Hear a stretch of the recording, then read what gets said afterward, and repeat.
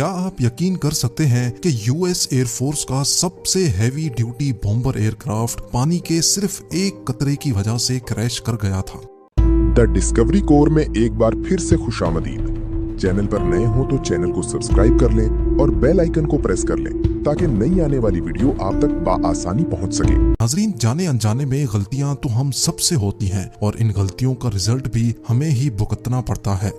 आज आप इंसान से पेश आने वाली ऐसी गलतियों के बारे में जानेंगे जो थी तो बहुत ही छोटी, लेकिन उनकी वजह से होने वाला नुकसान इंतहाई बड़ा था। तो आइए शुरू करते हैं। नंबर 5, स्कॉटलैंड के शहर एबरडीन के साहिल से 200 किलोमीटर दूर गहरे समंदर में पाइपर अल्फा के नाम से एक ऑयल रिग बनाई गई। 1976 में इस ऑयल रिग ने पहली बार ऑयल एक्सट्रैक्ट करने का काम शुरू कर दिया। समंदर के बॉटम से ऑयल निकालने का काम बिल्कुल ठीक ठाक चल रहा था। कुछ सालों के बाद जो कंपनी इस ऑयल रिग को ऑपरेट कर रही थी, उसने इस रिग के जरिए गैस निकालने का भी फैसला किया। लिहाजा जो रिग समंदर से सिर्फ ऑयल निकालने का काम करती थी, उसने अब गैस निकालने का काम भी शुरू कर दिया था। सब कुछ अंडर कंट्रोल था और सारे ऑपरेशंस बिल्कुल परफेक्ट चल रहे थे। लेकिन फिर एक ऐसा वाकया हुआ जिसने पूरी दुनिया में हेडलाइंस बना दी। जी हाँ, 6 जुलाई 1988 को गैस के एक वाल्व में मसला पेश आया तो सुपरवाइजर ने गैस पंप बंद करवा दिया। गैस वाल्व को मेंटेनेंस के लिए निकालकर उसकी जगह एक मेटल प्लेट लगा दी ताकि गैस ना निकल सके। सुपरवाइजर ने सबको इंस्ट्रक्शंस दी कि कोई भी गैस पंप को स्टार्ट ना करे।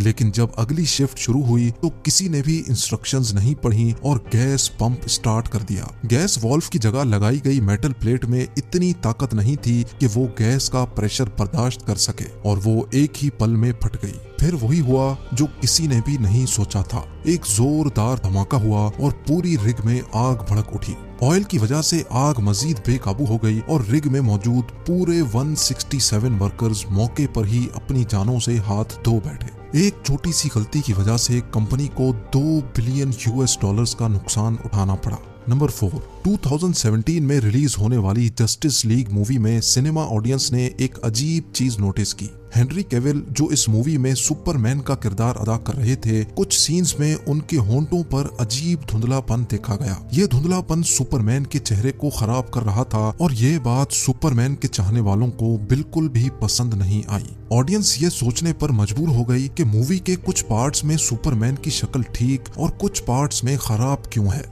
आखिरकार ये मालूम पड़ा कि जस्टिस लीग की शूट खत्म होने के बाद जब मूवी की एडिटिंग पे काम चल रहा था तो एडिटर को हेनरी कैविल यानी सुपरमैन के चंद सीन्स अच्छे नहीं लगे और वो सीन अब दोबारा से शूट करने की जरूरत थी। लेकिन मसला ये था कि हेनरी कैविल अब मिशन इम्पॉसिबल 6 की शूट पे काम कर रहे थे और वहाँ उनके रोल के हिसाब से उन्होंने मूंछें भी रखी हुई थी।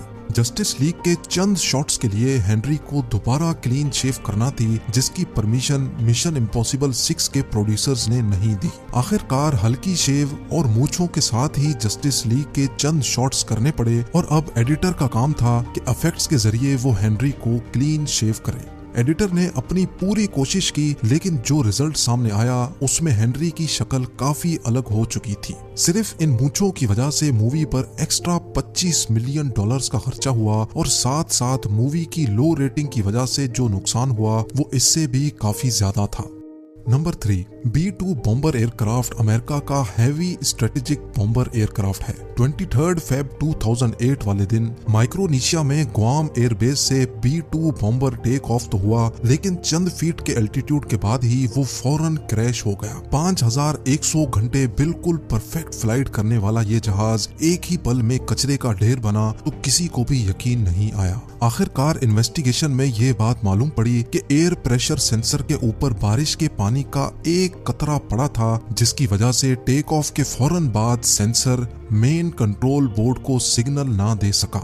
सिर्फ बारिश के एक कतरे ने इतने बड़े बॉम्बर जहाज का बैलेंस आउट कर दिया और वो जमीन पर जा लगा। लेकिन खुशकिस्मती से दोनों पायलट्स ने खुद को इजेक्ट करके अपनी जान बचा ली। अगर टेक ऑफ से पहले सेंसर को अच्छी तरह साफ कर दिया जाता तो $2 बिलियन का नुकसान ना होता। नंबर 2, 13 जनवरी 2012 को कोस्टा कॉन्कॉर्डिया नामी एक इटालियन शिप इटली के शहर चिविटोवेकिया से रवाना हुई। ये शिप एक हफ्ते के लिए मेडिटेरेनियन सी में क्रूज के लिए निकली थी, जिसका रूट पहले से प्लान किया जा चुका था। इस शिप में टोटल 3,200 पैसेंजर्स और 1,000 क्रू मेंबर्स मौजूद थे। क्रूज के चंद घंटों के बाद ही एक हादसे ने इस भारी भरकम क्रूज को अपनी लपेट में ले लिया। पैसेंजर्स की जान बचाने के लिए रेस्क्यू ऑपरेशन किया गया, लेकिन हादसे में 32 लोग जान की बाजी हार चुके थे।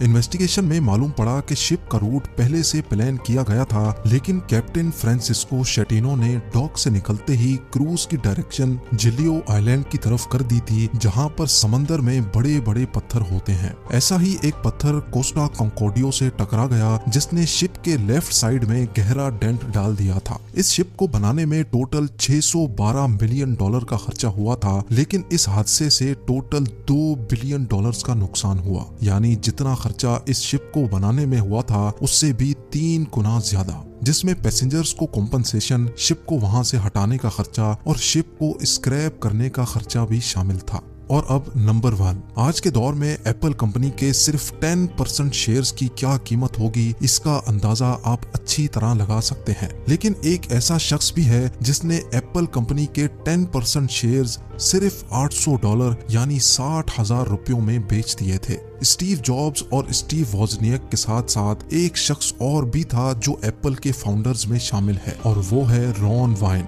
1976 में रॉन वाइन ने स्टीव जॉब्स और स्टीव वॉजनियक के साथ मिलकर एप्पल कंपनी बनाई थी, जिसमें रॉन वाइन की मेहनत की वजह से उसको 10% कंपनी के शेयर्स दिए गए। उस वक्त रॉन वाइन के ऊपर कुछ कर्जा चढ़ा हुआ था, जिसकी वजह से उसने $800 में वो शेयर्स बेचकर अपना कर्जा उतार दिया। लेकिन आज उन शेयर्स की कीमत $120 बिलियन है। यानी अगर रॉन वो शेयर्स बेचने की गलती ना करता तो आज वो दुनिया का 5वां अमीर तरीन इंसान होता।